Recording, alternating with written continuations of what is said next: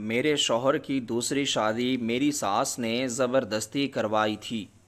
اس رات میرا دل خون کے آنسو رو رہا تھا اور میں یہی سمجھ رہی تھی کہ یہ نئی لڑکی اب اس گھر کی ملکہ بن کر مجھ پر راج کرے گی۔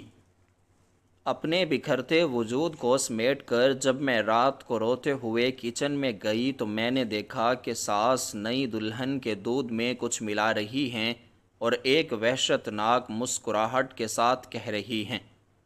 پہلی کی طرح تیرا بھی یہی انجام ہوگا، کیونکہ میرا نام زینب ہے اور میری زندگی کا آغاز کسی انتہائی خوبصورت، دلکش اور سحر انگیز خواب کی طرح ہوا تھا۔ جب میرے والد نے میری شادی اپنے ایک پرانے جاننے والے کے بیٹے سلمان سے کی تھی۔ میرے والد شہر کے انتہائی نامور، بے پناہ دولت مند اور با اثر تاجر تھے،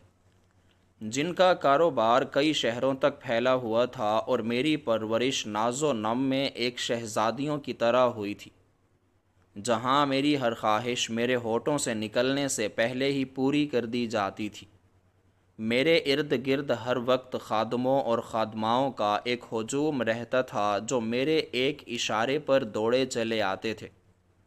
سلمان ایک خوبرو، بظاہر بہت سلجھا ہوا، تعلیم یافتہ اور انتہائی نفیس نوجوان تھا،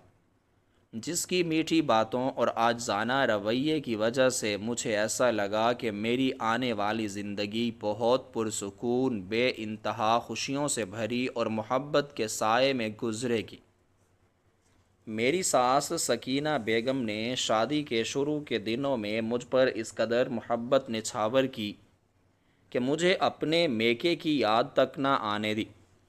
وہ ہر وقت میرے صدقے واری جاتیں، میرے ماتھے کو چومتیں، میرے لیے اپنے ہاتھوں سے لذیذ اور نت نئے پکوان تیار کرتیں، اور پورے خاندان میں میری خوبصورتی،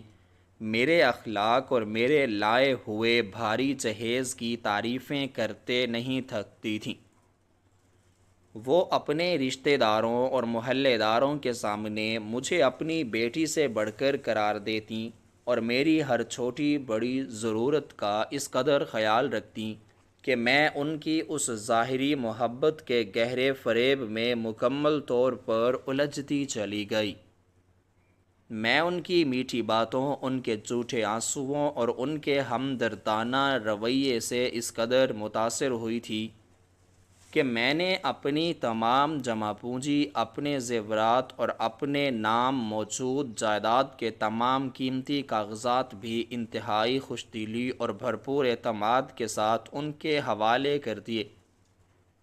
یہ سوچ کر کہ اب یہی میرا اصل گھر ہے اور یہی میرے اپنے سچے اور مخلص رشتے ہیں جو میرے برے وقت میں ہمیشہ میرے ساتھ کھڑے رہیں گے۔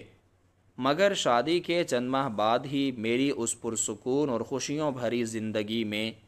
ایک عجیب و غریب، نامعلوم اور انتہائی خوفناک تبدیلی آنا شروع ہو گئی، جس نے میرے ہنستے بستے محل کو ایک تاریک کھنڈر میں بدل کر رکھ دیا۔ مجھے ہر وقت انتہائی شدید اور ناقابل برداشت سر درد رہنے لگا، اور میرے دماغ میں ایک عجیب سی دھن اور بوجھل پن چھایا رہتا، جیسے کوئی میرے سوچنے سمجھنے کی صلاحیت کو آہستہ آہستہ ختم کر رہا ہو، اور میں راتوں کو بے خوابی کا شکار ہونے لگی، اور اکثر مجھے اپنے کمرے کے تاریک گوشوں میں عجیب و غریب، ہیبت ناک اور ڈراؤنے سائے رقص کرتے ہوئے نظر آنے لگے۔ میری صحت دن بدن بڑی تیزی سے گرنے لگی، میرے چہرے کی رونق اور تازگی مکمل طور پر ختم ہو گئی، اور میں ایک ہنستی کھیلتی اور چہچہاتی لڑکی سے ایک چڑچڑی، ہر وقت خوفزدہ رہنے والی اور وہم کا شکار بیمار عورت میں تبدیل ہونے لگی۔ میرا پورا جسم ہر وقت درد سے ٹوٹتا رہتا، اور میری آنکھوں کے گرد گہرے سیاہ حلقے پڑ گئے۔ سلمان، جو شروع میں میرا بہت خیال رکھتا تھا، میرے ہر نخرے اٹھاتا تھا اور مجھ سے بے پناہ محبت کا دعویٰ کرتا تھا، وہ بھی آہستہ آہستہ مجھ سے دور ہونے لگا۔ اس کی نظروں میں میرے لیے وہ پہلے جیسی محبت اور کشش باقی نہیں رہی تھی، بلکہ اب وہ مجھ سے بیزار رہنے لگا تھا۔ وہ میرے قریب آنے سے کتراتا اور میری بیماری کو میرا وہم قرار دیکھ کر مجھ پر غصہ کرتا۔ سکینہ بیگم نے میرے علاج معالجے کے بہانے مجھے شہر کے مختلف نامور حکیموں، عاملوں اور نجومیوں کے پاس لے جانا شروع کر دیا، اور پورے خاندان، جاننے والوں اور محلے داروں میں یہ جھوٹی اور من گھڑت بات مشہور کر دی کہ مجھ پر کسی حاسد نے کوئی کالا علم یا برا سایہ کر دیا ہے، یا پھر میں اپنا ذہنی توازن مکمل طور پر کھو بیٹھی ہوں۔ وہ لوگوں کے سامنے رو رو کر میری حالت کا تذکرہ کرتیں اور خود کو ایک مظلوم ساس ثابت کرنے کی کوشش کرتیں جس کی بہو پاگل ہو چکی ہے۔ مجھے اچھی طرح یاد ہے کہ میں اکثر شدید ذہنی دباؤ اور نامعلوم خوف کے باعث اپنے ہی کمرے میں بے ہوش ہو کر گر جاتی تھی، اور جب گھنٹوں بعد مجھے ہوش آتا تو میری ساس میرے سرہانے بیٹھ کر انتہائی مہارت سے نقلی آنسو بہا رہی ہوتیں اور سلمان سے انتہائی ہمدردانہ مگر زہریلے اور تلخ لہجے میں کہہ رہی ہوتیں کہ زینب اب اس گھر کو سنبھالنے اور تمہاری بیوی بن کر رہنے کے قابل بالکل نہیں رہی۔ اس کی ذہنی اور جسمانی حالت دن بدن بگڑتی جا رہی ہے، اور ہمیں اس کے اور اپنے خاندان کے روشن مستقبل کے لیے کسی اور بہتر راستے کے بارے میں جلد از جلد سوچنا ہوگا۔ مجھے اپنے ارد گرد کی دنیا تیزی سے گول گول گھومتی ہوئی محسوس ہوتی، اور میں چاہ کر بھی اپنے حق میں ایک لفظ نہیں بول پاتی تھی۔ میری زبان جیسے کسی نے زبردستی چھین لی ہو اور میرے حلق میں کانٹے چبھنے لگتے۔ میری ساری دولت، میرے قیمتی ہیرے جواہرات اور میرے مرحوم والد کی دی ہوئی تمام وسیع و عریض جائیداد تو پہلے ہی سکینہ بیگم بڑی ہوشیاری اور چالاکی سے مکمل طور پر قانونی دستاویزات کے ذریعے اپنے نام کروا چکی تھیں، اور اب ان کی نظروں میں میرے لیے صرف حقارت، بیزاری اور ایک شدید نفرت باقی رہ گئی تھی۔ میری حالت اتنی زیادہ خراب اور تشویشناک ہو چکی تھی کہ مجھے گھر کے ایک انتہائی تاریک، سنسان اور سیلن زدہ کونے والے کمرے میں ہمیشہ کے لیے محدود کر دیا گیا تھا، جہاں دن کی روشنی بھی بامشکل پہنچ پاتی تھی، اور میرا اپنا شوہر، جس کے ساتھ میں نے ساری زندگی کو گزارنے کے خواب دیکھے تھے، وہ بھی مجھ سے ملنے، میری حالت جاننے یا میرا حال پوچھنے مہینوں تک اس کمرے میں نہیں آتا تھا۔ میں تنہائی اور خوف کے اس اندھے کنویں میں گر چکی تھی جہاں میری چیخیں سننے والا کوئی نہیں تھا۔ اسی انتہائی اذیتناک اور کربناک دور کے دوران ایک دن اچانک میرے کانوں میں یہ دل خراش اور روح فرسا خبر پڑی کہ سکینہ بیگم نے سلمان کے لیے ایک اور انتہائی شاندار رشتہ ڈھونڈ لیا ہے، اور وہ رشتہ بھی محض اتفاق نہیں تھا، بلکہ شہر کے ایک بہت بڑے نامور اور بے پناہ امیر رئیس کی اکلوتی بیٹی مائرہ کا تھا، جس کے پاس بے پناہ دولت، بے شمار جائیداد اور وراثت میں ملنے والا ایک بہت بڑا کاروباری اثاثہ تھا۔ میرے والد کا کچھ عرصہ قبل اچانک دل کا دورہ پڑنے سے انتہائی پر اسرار حالات میں انتقال ہو چکا تھا، اور اس ظالم دنیا میں میرا کوئی ایسا مضبوط سہارا، خیر خواہ یا سچا ہمدرد نہیں بچا تھا جو مجھے اس عذاب، اس قید اور اس ظلم کی چکی سے نکال کر کوئی نئی زندگی دے سکتا۔ میں نے اپنے کانپتے ہوئے وجود کے ساتھ سلمان کی بہت منتیں کیں، اس کے قدموں میں گر کر زاروں قطار روئی، اپنے آنسوؤں سے اس کے پاؤں دھو دیے کہ خدارا مجھے اس طرح تنہا مت چھوڑو، مجھ پر کوئی دوسری عورت لا کر میری زندگی کو اس طرح زندہ درگو مت کرو،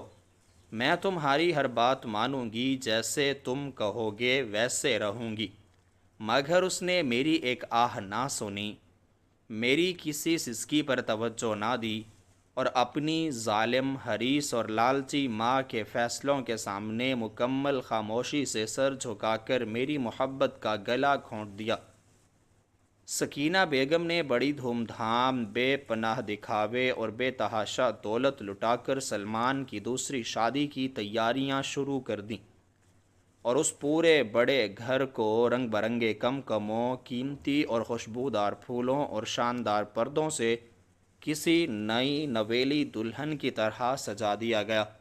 جبکہ میرے دل کے ویران آنگن میں ماتم بچھا ہوا تھا اور میری روح زخموں سے چور چور تھی۔ میں روزانہ اپنے تاریک کمرے کی کھڑکی سے ان خوشیوں بھری تاریکیوں کو دیکھتی اور میرا دل کٹ کر رہ جاتا۔ وہ گھر جو کبھی صرف میرا تھا، جہاں میں ایک ملکہ اور شہزادی بن کر آئی تھی، آج اسی گھر میں میری حیثیت ایک ادنا حقیر اور پاگل خادمہ سے بھی بدتر ہو چکی تھی، جس کے رونے کی آواز بھی کسی کو سنائی نہیں دیتی تھی۔ آج آخر کار وہ رات آ چکی تھی جس کا مجھے سب سے زیادہ خوف تھا۔ آج میرے شوہر کی دوسری شادی میری ساس نے زبردستی اور پوری رہائی کے ساتھ کروائی تھی۔ اس رات میرا دل خون کے آنسو رو رہا تھا اور میں یہی سمجھ رہی تھی کہ یہ نئی اور خوبصورت لڑکی مائرہ اب اس گھر کی اکلوتی ملکہ بن کر مجھ پر راج کرے گی اور مجھے اس گھر سے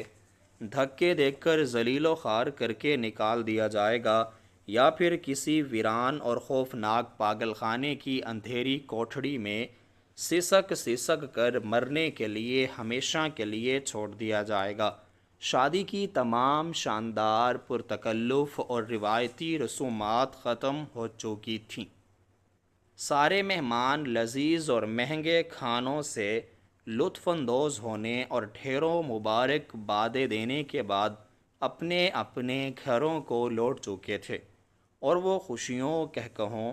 اور گہما گہمی سے گونجتا ہوا پورا گھر اب ایک انتہائی پر اسرار، بھیانک اور جان لیوا خاموشی میں ڈوب چکا تھا۔ میں اپنے اس تاریک سیلن زدہ اور سنسان کمرے میں ٹھنڈے اور سخت فرش پر بیٹھی زاروں قطار رو رہی تھی۔ میری آنکھوں سے بہنے والے گرم اور نمکین آنسو رکنے کا نام ہی نہیں لے رہے تھے، اور میرا پورا وجود دکھ، درد، تکلیف اور شدید بے بسی کی شدت سے ٹوٹ کر بکھر چکا تھا۔ میں نے اپنے دل میں سوچا کہ ایک بار جا کر دیکھوں تو صحیح کہ میری قسمت پر کون راج کرنے آیا ہے، اور وہ لڑکی کیسی دکھتی ہے جس نے میرا ہنستا بستا گھر اور میرا شوہر مجھ سے ہمیشہ کے لیے چھین لیا ہے۔ اپنے بکھرتے اور ٹوٹتے ہوئے کمزور وجود کو کسی نہ کسی طرح سمیٹ کر اور دیواروں کا سہارا لے کر جب میں رات کے اس پچھلے اور انتہائی سنسان پہر روتے ہوئے اور اپنے خشک گلے کو تر کرنے کے بہانے پانی پینے کے ارادے سے دبے قدموں سے باورچی خانے کی طرف گئی، تو وہاں کا لرزہ خیز، دل دہلا دینے والا اور وحشت ناک منظر دیکھ کر میرے قدم وہیں کے وہیں فرش پر منجمد ہو گئے۔ میری سانسیں میرے سوکھے ہوئے گلے میں بری طرح اٹک گئیں اور میری آنکھیں حیرت اور خوف کے مارے پھٹی کی پھٹی رہ گئیں۔ میں نے لکڑی کے بڑے اور پرانے دروازے کی اوٹ سے خود کو چھپا کر دیکھا کہ میری ساس سکینہ بیگم باورچی خانے کی مدھم روشنی میں بالکل اکیلی کھڑی ہیں، اور ان کے بالکل سامنے سنگ مرمر کے چبوترے پر دودھ کا ایک انتہائی خوبصورت، چمکدار اور قیمتی چاندی کا پیالہ رکھا ہوا ہے، جو یقیناً اس گھر کی نئی نویلی دلہن مائرہ کے لیے خاص طور پر تیار کیا جا رہا تھا۔ سکینہ بیگم نے ادھر ادھر دیکھا اور پھر اپنے قیمتی ریشمی لباس کے اندرونی حصے میں چھپی ہوئی ایک چھوٹی سی کاغذ کی پڑیا نکالی، اور اس میں موجود ایک عجیب سا نامعلوم اور پر اسرار سفید سفوف اس دودھ کے بھرے ہوئے چاندی کے پیالے میں انتہائی احتیاط اور پھرتی کے ساتھ ملانے لگی۔ دودھ میں اس خطرناک اور نامعلوم سفوف کو چاندی کے چمچ سے آہستہ آہستہ حل کرتے ہوئے ان کے جھریوں زدہ چہرے پر ایک ایسی وحشت ناک شیطانی مکروہ اور خوفناک مسکراہٹ تھی جس نے میرے جسم کے سارے رونگٹے کھڑے کر دیے اور میرے دل کی دھڑکن کو بے ترتیب کر دیا۔ وہ مسلسل اس زہریلے دودھ کو ہلا رہی تھیں اور ان کی بوڑھی اور گہری آنکھوں میں دنیا کی ساری دولت سمیٹ لینے کا ایک انتہائی غلیظ لالچ اور ایک عجیب سی شیطانی چمک بڑی آسانی سے دیکھی جا سکتی تھی۔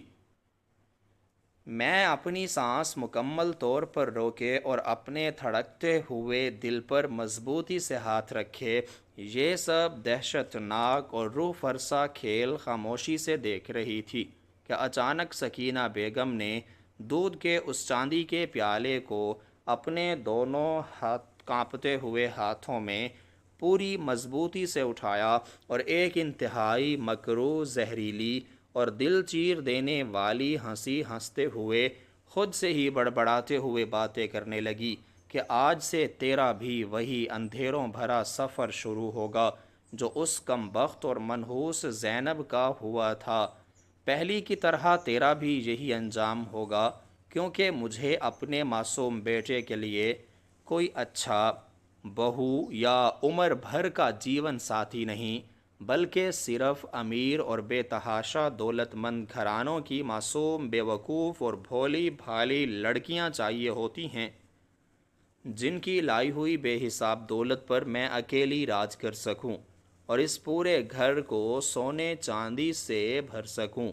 زینب کی طرح تجھے بھی یہ خاص اور نایاب سفید صفوف ملا ہوا دودھ روزانہ رات کو پلا پلا کر میں ایسا شدید ذہنی بیمار اور مکمل طور پر پاگل کر دوں گی کہ دنیا کا کوئی بھی باشعور انسان تیری کسی بھی سچی بات پر ہرگز یقین نہیں کرے گا، اور پھر جب تو اپنا توازن مکمل طور پر کھو کر رات کے اندھیروں میں ہوا کے سائے میں تلاش کرے گی اور چیخیں مارے گی تو میں پورے معاشرے کے سامنے بڑی ہمدردی اور دکھ کا ناٹک رچا کر تیری ساری جائیداد اور تیرے باپ کی چھوڑی ہوئی بے پناہ دولت قانونی طور پر اپنے نام کروا لوں گی، اور پھر تجھے بھی طبی سند کے ساتھ پاگل قرار دے کر ہمیشہ کے لیے اپنے راستے سے ہٹا دوں گی، بالکل اسی طرح جیسے میں نے اس غریب اور بے بس زینب کی ساری جائیداد اور زیورات ہتھیا کر اسے پاگل خانے کی دہلیز پر لا کھڑا کیا ہے اور کسی کو کانوں کان خبر تک نہیں ہوئی۔ یہ خاص صفوف آہستہ آہستہ تیرا دماغ اب ایسا سلب کرے گا، تیری سوچنے سمجھنے کی صلاحیتوں کو ایسا دیمک کی طرح چاٹ جائے گا کہ تو خود اپنے ہاتھوں سے چل کر اپنی ساری دولت اپنے قدموں میں ڈھیر کر دے گی، اور میرے بھولے بھالے بیٹے سلمان سمیت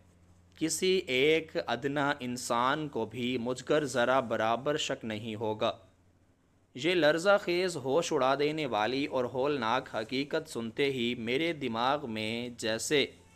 ایک انتہائی زوردار دھماکہ ہوا اور پچھلے کئی مہینوں کا سارا شیطانی کھیل اور میرے ساتھ ہونے والا ہر ظلم میری آنکھوں کے سامنے ایک دم شیشے کی طرح بالکل صاف ہو گیا۔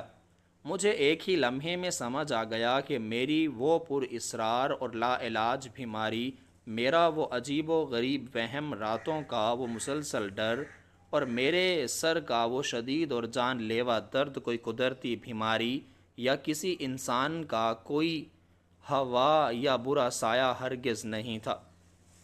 بلکہ میری اسی ظالم بے حس اور لالچی ساس کا دیا ہوا وہ میٹھا زہر تھا جو وہ مجھے روزانہ بڑی محبت اور شفقت کا ڈرامہ رچا کر دودھ میں ملا کر پلاتی تھی تاکہ میں اپنا ہوش و حواس مکمل طور پر کھو کر پاگل ہو جاؤں اور وہ میری ساری جائیداد بڑی آسانی سے ہتھیا کر مجھے راستے سے ہٹا سکے۔ آج اس ظالم اور سفاک عورت نے دولت کی اس اندھی اور غلیظ ہوس میں وہی موت کا اور بربادی کا جال اس نئی اور معصوم لڑکی مائرہ کے لیے بھی بچھا دیا تھا تاکہ اس کی ساری دولت اور جائیداد بھی لوٹ کر اسے بھی میری ہی طرح ایک بے بس اور بے زبان زندہ لاش بنا سکے۔ میرا دل چاہا کہ میں اسی وقت چیخیں مار مار کر پورے گھر کو جگا دوں اور اس ظالم عورت کا پردہ فاش کر دوں،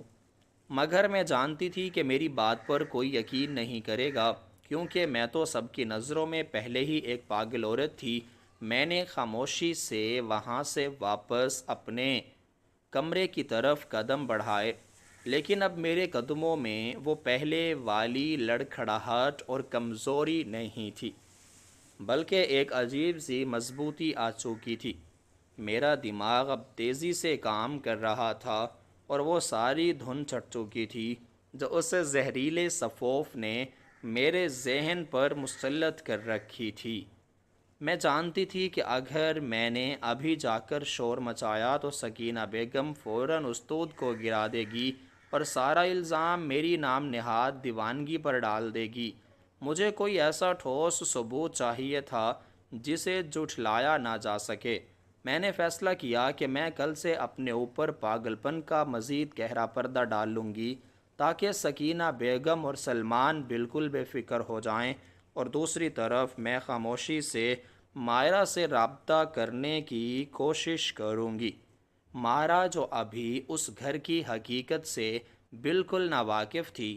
اسے بچانا اب میری سب سے بڑی ذمہ داری بن چکی تھی۔ میں نے سوچ لیا تھا